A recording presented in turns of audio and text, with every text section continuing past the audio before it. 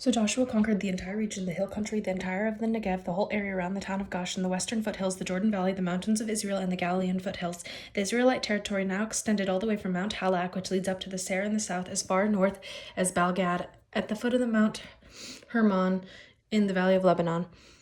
Joshua killed all the kings of those territories, waging war for a long time to accomplish this. No one in this region made peace with the Israelites except the Hivites of Gibeon. All the others were defeated. For the Lord hardened their hearts and caused them to fight the Israelites so that they were completely destroyed without mercy, as the Lord had commanded Moses.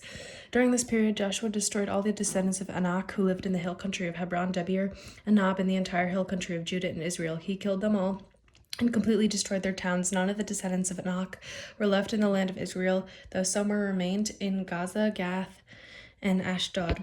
So Joshua took control of the entire land just as the Lord had instructed Moses. He gave it to the people of Israel as their special possession, dividing the lands among the tribes so that the land had finally had rest from war. Kings defeated east of the Jordan. These are the kings east of the Jordan River who had been killed by the Israelites and whose land was taken. Their territory extends from the Arnon Gorge to the Mount Hermon and includes all the land east of the Jordan Valley. King Sihon of the Amorites, who lived in Heshbon, who was defeated. His kingdom included Aroer from the edge of the Arnon Gorge and extended from the middle of the Arnon Gorge to the Jabbok River, which serves as a border for the Ammonites. This territory includes the southern half of the territory, Gilead. Sihon the east, from the north of the Sea of Galilee to the far south of the Dead Sea, included the roads of Beth-Jemoth and in southward to the slopes of Pisgah. King Og of Bashan, the last of the Rephaites, lived at Ashtaroth and at Rai. He ruled a territory stretched from Mount Hermon to Salakah in the north of the Bashan in the east and westward to the borders of the kingdoms of Geshur and Makkah. This territory includes the northern half of Gilead as far as the boundary of King Sihon of Heshbon. Moses, the servant of the Lord, and the Israelites had destroyed the people of King Sihon and King Og, and Moses gave their land as a possession to the tribes of Reuben, Gad, and the half-tribe of Manasseh. Kings defeated west of the Jordan. The following is a list of the kings that Joshua and the Israelite armies defeated on the west side of the Jordan, from Balagad in the valley of the Lebanon to Mount Halak, which leads up to the Seir.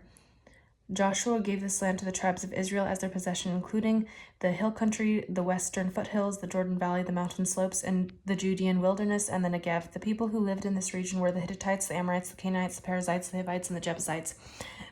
These are the kings Israel defeated: Jericho, Ai near Bethel, Jerusalem, Hebron, Jarmuth, Lachish, Eglon, Gezer, Debir, Geder, Hormah, Arad, Libnah, Adullam, Makkadah, Bethel, Tappuah, Hefer, Aphek, Lasharon, Madon, Hazor, Shimron, Meron, Akfash, Akshaph, Tanakh, Megiddo, Kadesh, Jordan, and Carmel, Dor in the town of Naphdor, Goyim and Gilgal, and then the last one is the king of Tirzah.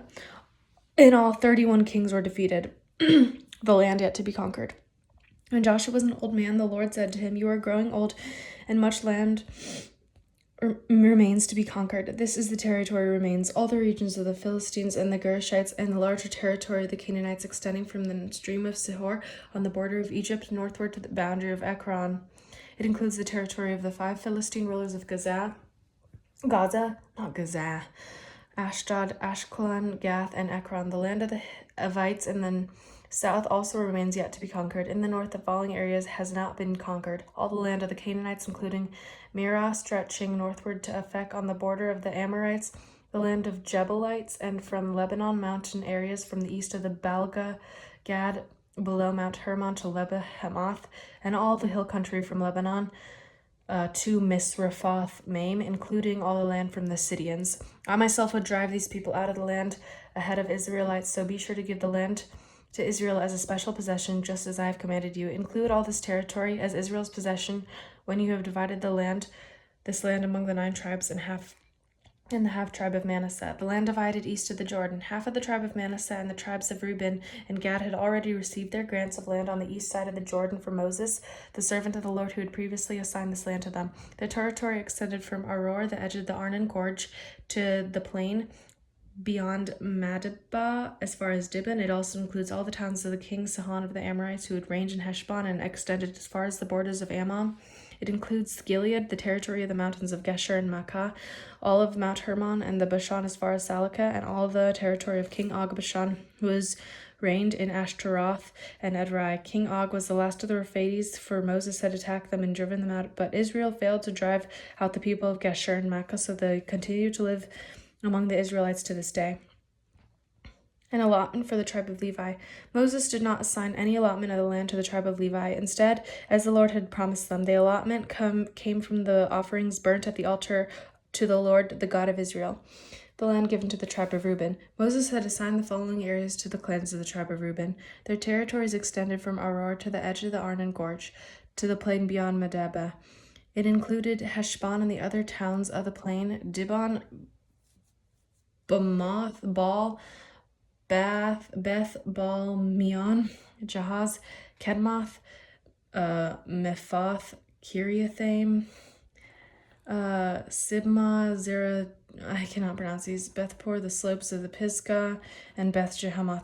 The land of the Reuben also included all the towns of the plains and the entire kingdom of Sihon.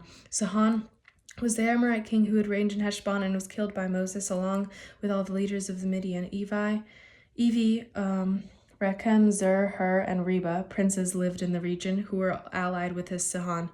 The Israelites had also killed Balaam, son of Beor, who used magic to tell the future. The Jordan River marked the western boundary for the tribe of Reuben. The towns and their surrounding villages in this area were given up as homeland to the clans of the tribe of Reuben.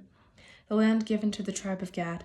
Moses had assigned the following areas to the clans of the tribe of Gad. The territory includes Jazer, all the towns of Gilead, and half of the land of Ammon, as far as the towns of Aroer, just west of the Rabbah.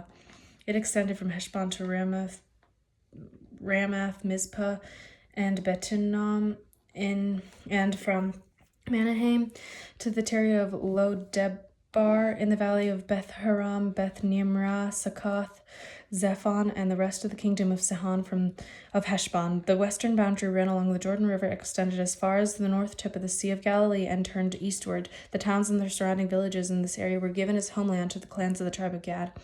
The land given to the half-tribe of Manasseh. Moses had assigned the following area to the clans of the half-tribe of Manasseh. Their territory extended from Manahaim, including all of Bashan, all the former kingdoms of Og, and 60 towns of Jair in Bashan. It included half of the Gilead and King Og's royal cities of Ashtaroth and Edrei. All this was given to the clans of the descendants of Machir, who was Manasseh's son.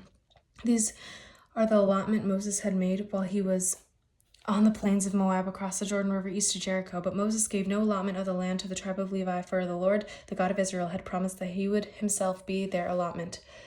The land divided west of the Jordan. The remaining tribes of Israel received land in Canaan as allotment by Eleazar the priest, Joshua son of Nun, and the tribal leaders. These 9.5 tribes received their grants of land means of sacred lots in accordance with the Lord's commands through Moses. Moses had already given a grant of land to the 2.5 tribes in the east side of the Jordan River, and he had given the Levites no such allotment.